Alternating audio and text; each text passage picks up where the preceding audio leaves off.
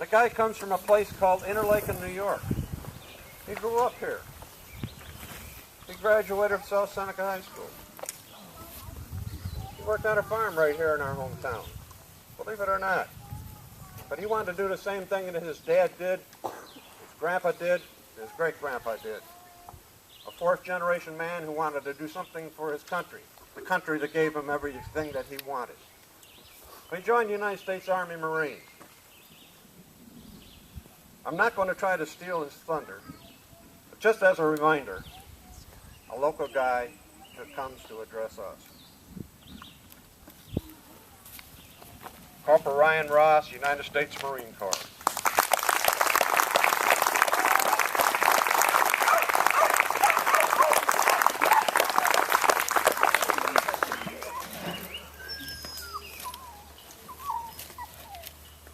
Good morning, ladies and gentlemen.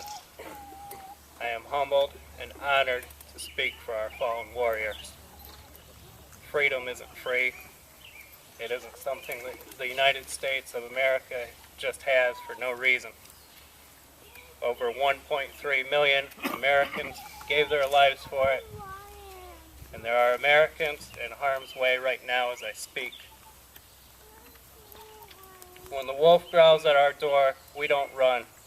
Our military always has and always will stand ready to defend our country. I remember the Marines, then recruits from boot camp, have some memories from that. But as an infantry Marine or grunt, most of my memories are from the School of Infantry Training on to getting orders to 1st Battalion, 2nd Marine Regiment, Bravo Company. That's the unit I was with from June 2005 through 2008. We'd spend 2 to 3 weeks at a time in the field, training, shooting ranges, and in a few months we would go into harm's way together, like many men did before us. Some of the men, like me, returned home, but there were others that made the ultimate sacrifice and did not return. That is the most pain that I felt and continue to feel. It's something that I will never forget. Corporal Orville Garana, Lance Corporal David Parr, PFC Jacob Spann, killed in action February 6, 2006, hit Iraq while conducting combat operations. PFC Jacob Spann, 21 years old, who I knew as Jake, planned on getting married to his high school sweetheart soon after we finished our deployment in Iraq.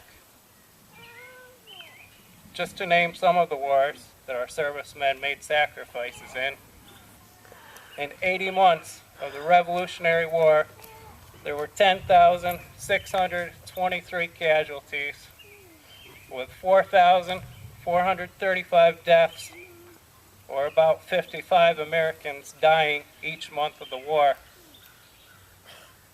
In the 19 months Americans fought in World War I, there were 117,465 American deaths, or about 6,182 Americans dying in combat each month. In the 48 months of World War II, there were 1,078,162 American casualties, with 407,316 deaths, or 6,639 Americans dying in combat each month of the war. In 37 months of the Korean War, there were 136,935 casualties, with 33,651 deaths, or about 909 Americans dying in combat each month of the war.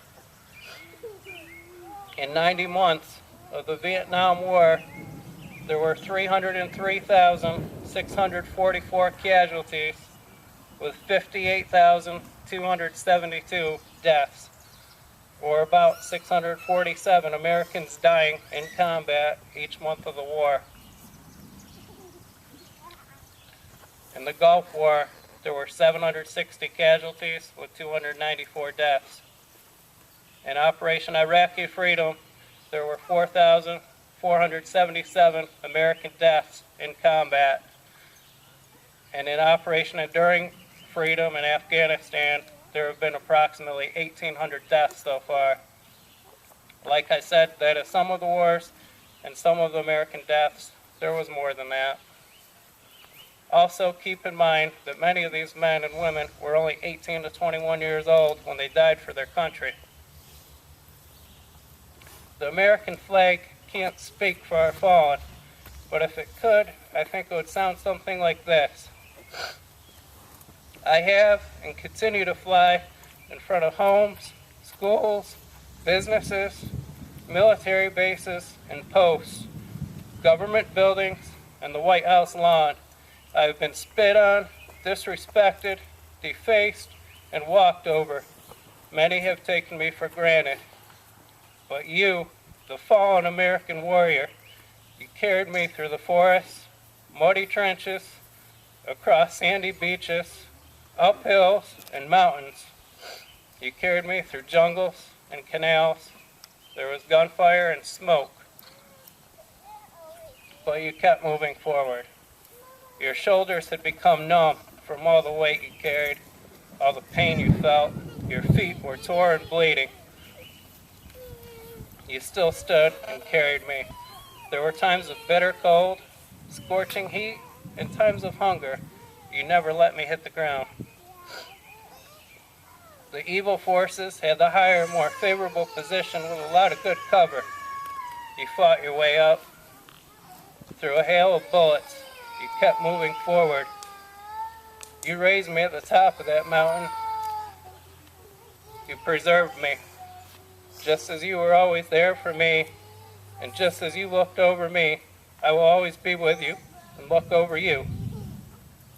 The American flag. I would like to take the time now to honor some of the local heroes that died for us. Marine Corporal Jason Lee Dunham, born and raised in CO, New York, which is just southwest of Bath, New York, was on a patrol with his squad in Iraq on April 22, 2004, when he encountered an enemy insurgent and engaged him in hand-to-hand combat.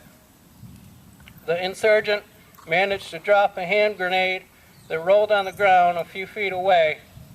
Corporal Dunham, protecting his fellow Marines and also local Iraqi civilians on the street, threw himself face down over the grenade, absorbing the blast. 22-year-old Corporal Dunham died for his Marines, his country, and the civilians that were there.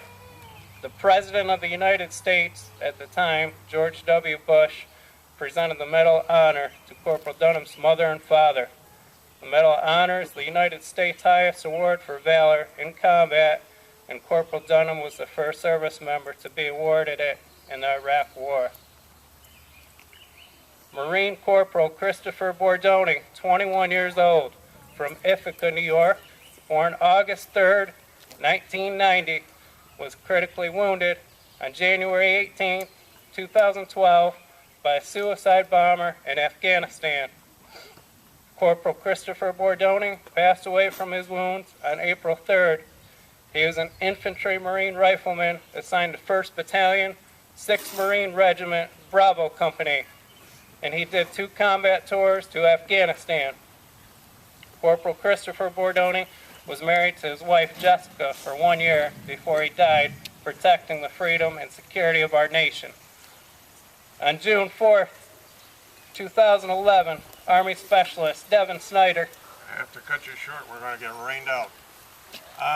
We're going to cut our program short this morning. And so the band won't ruin their uniforms, I think we better move it out. Thank you, Corporal Ross.